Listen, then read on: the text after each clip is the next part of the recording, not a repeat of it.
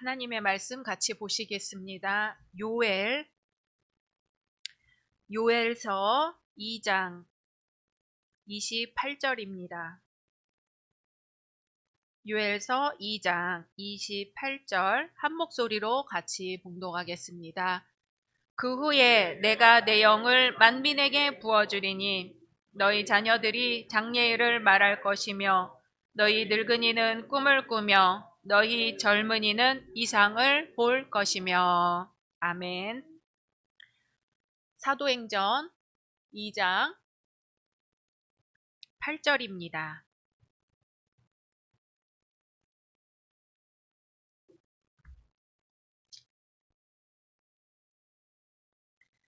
한 목소리로 봉독하겠습니다.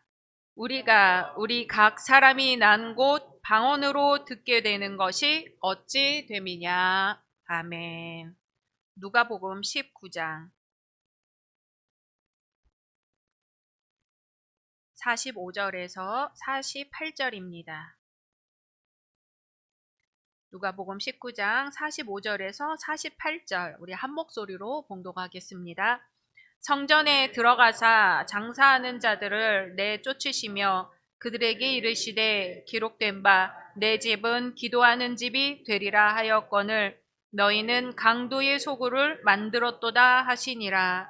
예수께서 날마다 성전에서 가르치시니 대제사장들과 서기관들과 백성의 지도자들이 그를 죽이려고 꾀하되 백성이 다 그에게 귀를 기울여 들으므로 어찌할 방도를 찾지 못하였더라. 아멘. 오늘 함께 예배 드리시는 모든 분들을 환영하고 축복합니다. 우리 온라인상에서 예배 드리시는 우리 성도님들, 또 다른 교회 성도님들도 계시는 것 같은데요. 환영하고 축복합니다. 우리 사도행전교회의 핵심같이 함께 선포하시겠습니다. 오직 예수, 오직 복음, 오직 교회, 오직 하나님의 나라. 아멘. 올해 받으신 약속의 말씀 함께 암송하시겠습니다. 시편 52편 8절 말씀. 나는 하나님의 전에는 거룩한 나무 같은 하나님의 자심을 영원히 유지하리로다. 아멘. 이 시간 오직 예수님의 십자가와 부활만을 만나시기를 소망합니다. 요즘에 아이들이 학원 많이 다니잖아요. 아이들이 학원에 갔다가 공부가 끝나면 길가 어느 곳에서 부모님 차를 기다립니다. 눈이 와도 기다리고 비가 와도 기다립니다. 차를 타야 집에 갈 수 있죠. 아이들이 기다리는 그 길에 한 편의점이 있었습니다. 편의점 주인이 안에서 보니까 아이들이 추워서 오들오들 떨고 있는 거예요. 그렇게 10분쯤 떨고 있다가 부모님 차가 오면 그 차를 타고서야 집에 가는 거죠. 그래서 편의점 유리문에 안내문을 붙였습니다. 어린이 여러분, 따뜻한 가게 안에 들어와서 부모님을 기다리시다. 과자는 안 사 먹어도 됩니다. 주인의 따뜻한 배려에 추위에 떨던 어린이들이 몸과 마음이 따뜻하게 그 겨울을 났다고 합니다. 이뿐 아니라 이 편의점 주인 할아버지는 여름에도 비가 많이 오면 우산을 챙겨줬다고 합니다. 그래서 성인이 된 아이들이 이 편의점 할아버지를 찾아와서 가끔 인사를 건네기도 한다고 합니다. 작은 배려지요. 그렇게 큰 배려는 아니에요. 그런데 아이들의 마음도 부모님의 마음도 따뜻해지는 그런 배려입니다. 주인 할아버지는 그저 아이들이 밖에 서서 떠는 게 안타까웠을 뿐이죠. 그리고 안내문을 붙였을 뿐이죠. 그런데 그 이야기가 퍼져나가기 시작하는 거예요. 주인 할아버지는 추위에 떨며 엄마 아빠를 기다리는 그 아이들을 보았고 차가 빨리 오기를 바라는 아이들의 마음을 읽었고 아이들을 위해 할 수 있는 게 뭐가 있을까 생각했다가 실행에 옮겼습니다. 우리는 어떻게 하면 다른 사람의 마음을 이해할 수 있을까요? 우리는 어떻게 하면 다른 사람의 아픔을 이해할 수 있을까요? 우리는 어떻게 하면 다른 사람을 위해 뭔가를 할 수 있을까요? 사람답다는 말이 있습니다. 국어사전에 보니까 그 됨됨이나 하는 일이 사람의 도리에 어그러짐이 없다. 인간답다. 사람스럽다. 이렇게 나와 있어요. 이현주 목사님이라는 분이 이렇게 표현했습니다. 제목은 사람이 사람답다 함은. 어떤 사람이 사람답다 함은 무슨 말인고 하니 그가 잘못을 범하지 않는 존재란 뜻이 아니라 잘못을 범하되 그 잘못으로 말미암아 오히려 자기를 다시 발견하고 스스로 돌아서는 존재라는 뜻이거늘. 사람이 살아있다 함은 그가 아직 돌아설 수 있다 함이라. 돌아설 줄 모르는 자가 100년을 살든 1000년을 살든 어찌 사람일 수 있을까 보냐. 그런즉 세상에 아름다운 일이 있다면 그건 아픔을 통해 이르는 깨달음이요. 어둠으로 말미암아 오히려 밝게 열리는 눈이요. 마침내는 죽음으로 말미암아 다시 사는 삶이다. 사람은 어떻게 사람다워질 수 있을까요? 어느 목사님이 상가에 교회를 개척해서 열심히 목회를 하고 계셨어요. 그러던 어느 날 교회 근처로 이사 오신 성도님이 그 교회를 찾아왔죠. 평일에 찾아오셔서 목사님 제가 이 교회 등록하고 싶어요 했더니 그럼 이번 주일에 와서 등록 예배 같이 드리시고 등록하시면 됩니다 하고 함께 기도하고 돌려보냈습니다. 근데 그 며칠이 지나지 않아서 그 성도님이 목사님 하고 또 찾아온 거예요. 이야기를 들어보니 내일이면 주일인데 앞집에 사는 어떤 성도님이 찾아오셔서는 자기가 다니는 교회로 다니자고 오셨다는 거죠. 그래서 아니다. 나 교회 정했습니다. 거기로 다니려고 목사님이랑 얘기도 다 했다고 이야기를 했어요. 그랬더니 앞집 성도님 얘기가 그럼 등록을 하셨습니까? 그러더래요. 아직 등록은 안 했지만 이번 주일에 가면 할 겁니다. 했더니 그런 상가교회 다녀봤자 뭐 하냐고. 우리 큰 교회로 다녀야 된다고 하면서 그 교구 목사님과 신방대원을 불러서 무작정 이 집으로 찾아가 예배를 드리고 등록을 받아냈다는 거죠. 이 얘기를 하며 이사 온 성도님은 이 목사님 앞에 너무너무 죄송해하고 어쩔 줄 몰라 했어요. 이야기를 다 들은 목사님은 축복해주면서 이왕 정하셨으니 가셔서 신앙생활 잘 하십시오 하고 기도해서 돌려보내셨답니다. 하지만 뭐랄까요, 마음이 딱 강탈당한 느낌이었죠. 목사님들과 모임이 있어서 이 이야기를 하는데 다들 고개를 끄덕이면서 우리 교회도 당했다. 우리 교회도 당했다. 그러는 거예요. 교회는 기도하는 곳이고 하나님께 예배드리는 곳이고 예수님을 만나는 곳인데 어쩌다 교회가 이렇게 되었을까요? 여러분들이 들으면 다 아실 만한 교회들이에요. 우리 교회 현관문에 신천지 추수꾼 출입 금지라고 붙여놓았죠.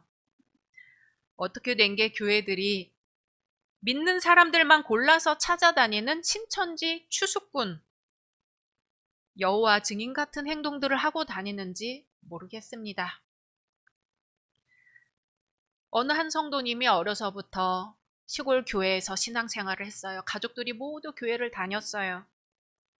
결혼하고서 신앙생활을 못하다가 내가 신앙을 회복해야겠다 싶어서 교회를 다시 다니기 시작했죠. 단지 등록만 안 하고 다녔습니다. 그리고 자기 자매들이 오면 같이 그 교회 가서 함께 예배를 드렸어요. 어렸을 때 그랬던 것처럼요. 사실 시골 교회는 등록이니 뭐니라는 게 사실 없었습니다. 교회 다니기 시작하면 성도가 되는 거죠. 그런데 어느 날 이분이 돌아가셨어요. 그래서 함께 교회에 나갔던 그 가족이 교회에 찾아가서 기독교장으로 장례를 치르고 싶은데 장례 예배를 드려줄 수 있냐고 물었지요. 그랬더니 돌아오는 말은 등록하지 않았으면 장례 예배를 드려줄 수가 없다는 말이었어요. 제가 이 이야기를 아주 시간을 두고 따로따로 들은 이야기인데 알고 봤더니 같은 교회더라고요. 한 사람을 등록시키기 위해 다른 교회를 섬기기로 한 성도들을, 또 이미 다른 교회를 섬기고 있는 성도들을 아무 부끄러움도 거리낌 없이 강도처럼 잡아채가고 등록하지 않았다는 이유로 자기네 성도를 위해 장례 예배를 드려줄 수 없는 교회. 아, 하나님, 도대체 우리 신앙인들이, 우리 목회자들이 무슨 짓을 하고 있는 겁니까? 기도가 나왔어요. 우리 열린 성도 여러분, 정신 똑바로 차리지 않으면 안 됩니다. 하나님은 살아계신 분이고 우리 모두를 지켜보고 계세요. 아무리 생각을 거듭하고 거듭해도 이것은 믿음이 아닙니다.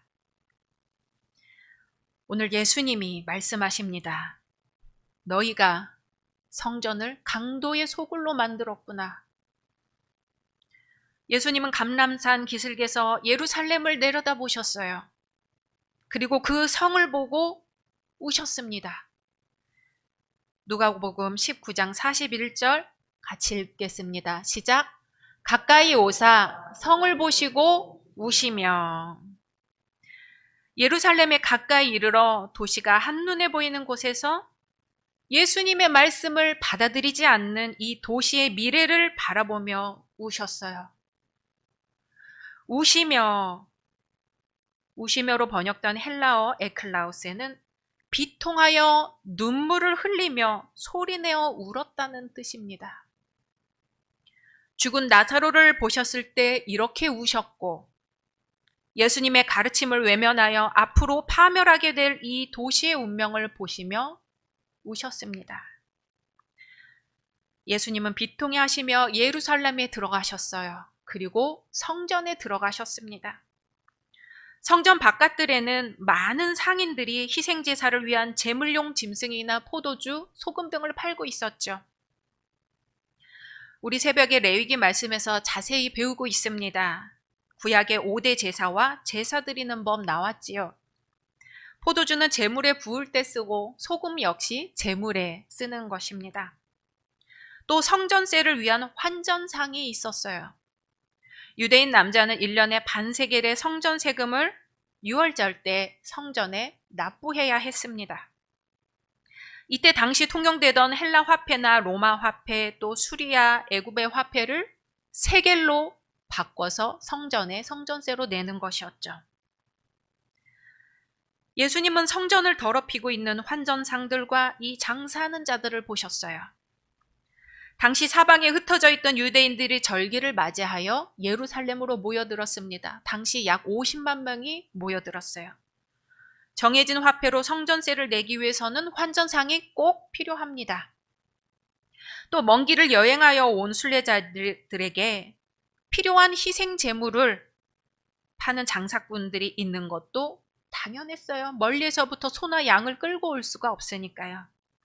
그런데 그 이면에는 성전 관계자들, 곧 제사장들과 상인들 간에 이익을 나누기 위해 결탁이 되어 있었던 것이죠.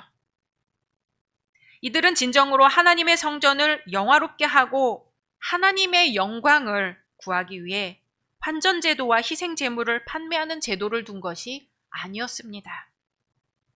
자신들의 영화를 추구하기 위해 성전을 이용했어요. 성전이 뇌물수수의 장소가 되고 장사꾼의 장터가 되고 말았습니다. 한마디로 종교가 부패했습니다. 이런 모습들이 예수님의 눈에 가증스러웠어요.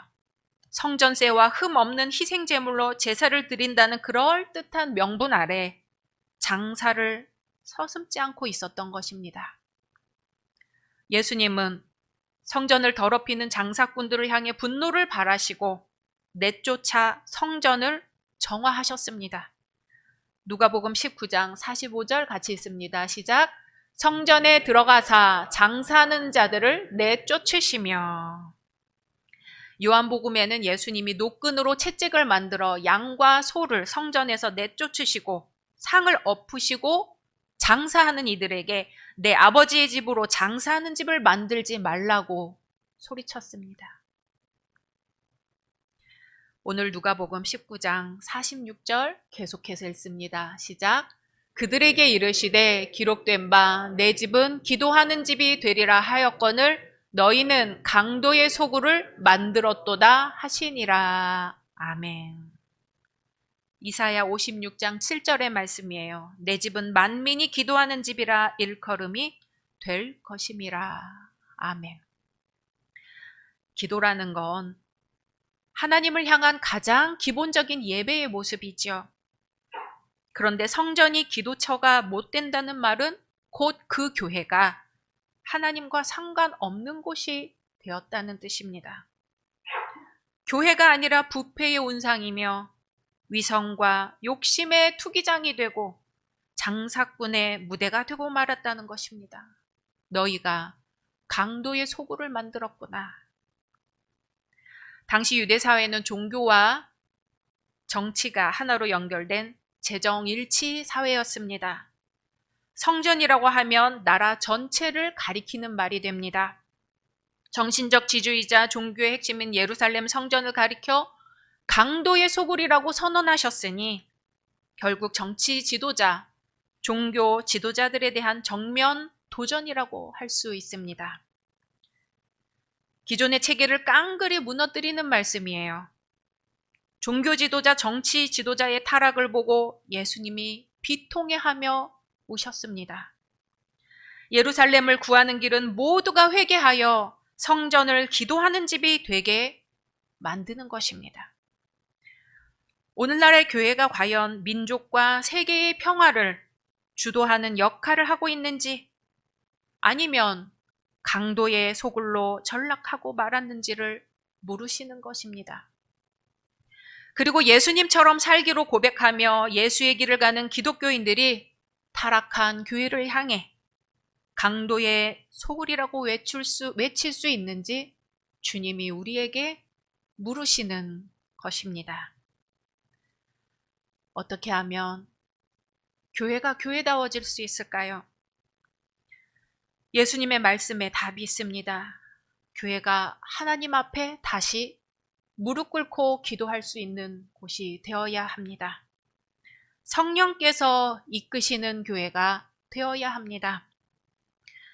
우리 사도행전 2장 1절에서 4절 말씀 같이 읽겠습니다. 시작.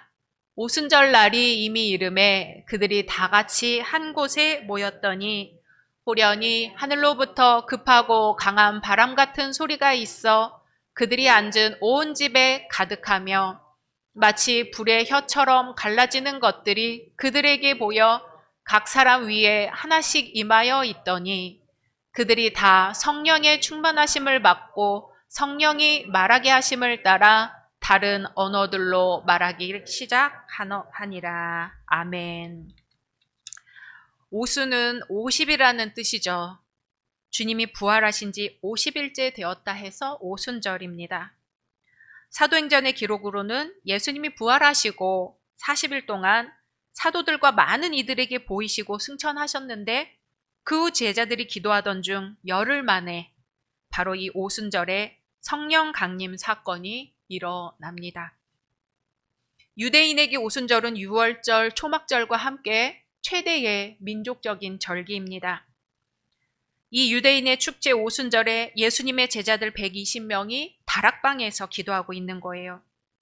예수님의 십자가를 경험하고 예수님의 부활을 목격한 제자들이 모여서 기도하는 거예요. 호련히 하늘로부터 급하고 강한 바람 같은 소리가 있어 그들이 앉은 온 집에 가득하며 마치 불의 혀처럼 갈라지는 것들이 그들에게 모여 각 사람 위에 하나씩 임하여 있더니 그들이 다 성령의 충만함을 받고 성령이 말하게 하심을 따라 다른 언어들로 말하기를 시작하니라. 이 시간에 성령님께서 임재하셔서 우리 각 사람의 머리 위에 함께 하시기를 소망합니다. 다락방 문이 열리고 사람들이 이상한 소리로 말하기 시작해요. 사람들은 너무 놀라 소동하며 이 어찌 된 일인가 당황했습니다. 어떤 사람은 새 술에 취했다고도 하지요. 한 사람이 나와서 갈릴리 방언으로 뭔가를 말하기 시작합니다. 놀라서 쳐다보니 예수님에 대한 이야기를 해요. 예수님이 왜 이 땅에 오셨고 무슨 일을 하셨으며 어떻게 돌아가셨는지, 그리고 하나님의 아들 예수 그리스도는 부활하셨으며 이 세상을 구원할 수 있는 메시아라고 말하기 시작합니다. 또 다른 사람은 유창한 그리스어로 말하기 시작합니다. 또 다른 사람은 유창한 라틴어로 말하기 시작합니다. 어떤 사람은 이집트어로 말하기 시작해요. 어떤 사람은 페르시아어로 예수님에 대해 말하기 시작하는 겁니다. 예수를 따르는 사람들이 하는 말은 이제껏 어디에서도 들어본 적 없는 이상한 말뿐이었죠. 세계 곳곳에서 흩어져 살던 유대인들이 최대 명절이라 모였는데 자기네 나라 언어로 이 시골 사람들의 말을 알아듣고 있는 겁니다. 이해할 수 없는 일이 일어났어요. 베드로도 말합니다. 예수님이 왜 이 땅에 오셨고 무슨 일을 하셨으며 어떻게 돌아가셨는지에 대해 자세히 말합니다. 그리고 더 확신에 차서 예수님이 다시 살아나서 직접 나타나셨고 이 세상을 구원할 메시아라고 선포합니다. 그때 군중 속에서 한 사람이 마음에 찔려 베드로와 다른 사도들에게 묻습니다. 이 일을 어찌하면 좋겠습니까? 우리가 무엇을 해야 합니까? 베드로가 대답합니다. 회개하고 예수 그리스도의 이름으로 세례를 받으시오. 이게 전도입니다. 전도는 예수님을 전하는 게 전도지요. 아무개 목사님 설교 좋다. 아무개 교회에 무슨 성경 공부가 좋다더라. 무슨 프로그램이 좋다더라. 우리 교회는 커서 있을 거 다 있다가 아니고 전도는 예수를 전해야 전도입니다. 예수를 전하지 않는 전도는 전도가 아닙니다. 우리 한번 따라해 볼까요? 하나님은 당신을 사랑하십니다. 예수님이 기다리고 계십니다. 우리가 다른 사람에게 전도할 때 많은 설명이 사실 필요 없습니다.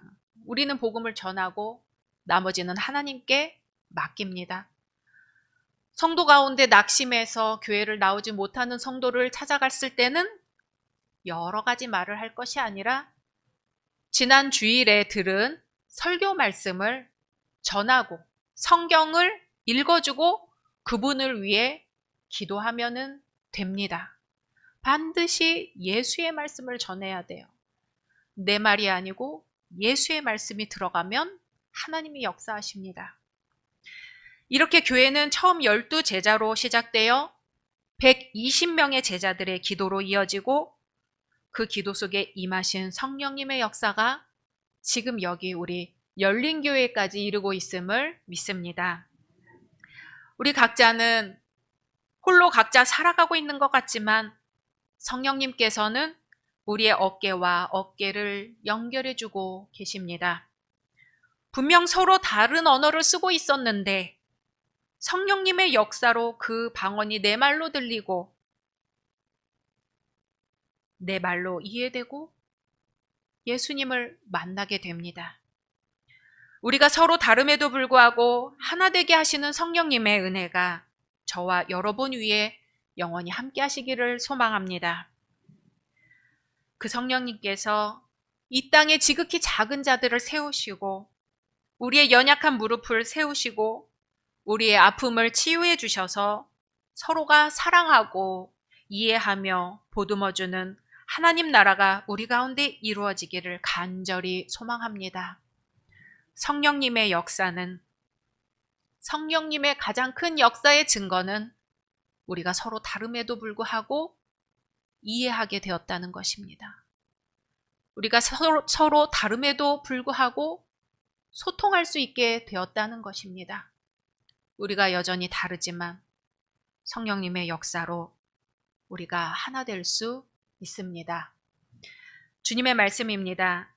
내가 내 영을 모든 육체에 부어주리니 너희의 자녀들은 예언할 것이요 너희의 젊은이들은 환상을 보고 너희의 늙은이들은 꿈을 꾸리라. 아멘.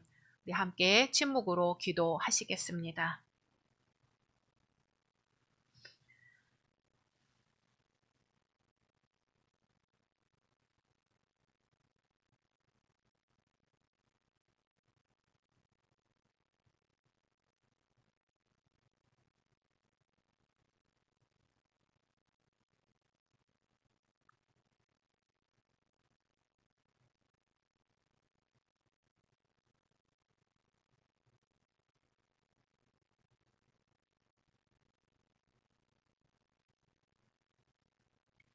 주님, 저희는 서로 너무나 다릅니다.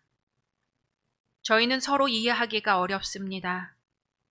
그러나 주님, 성령께서 함께 하시면 서로 너무나 달라도, 서로 너무나 이해하기 어려워도 주 안에서 하나가 될 수 있음을 믿습니다.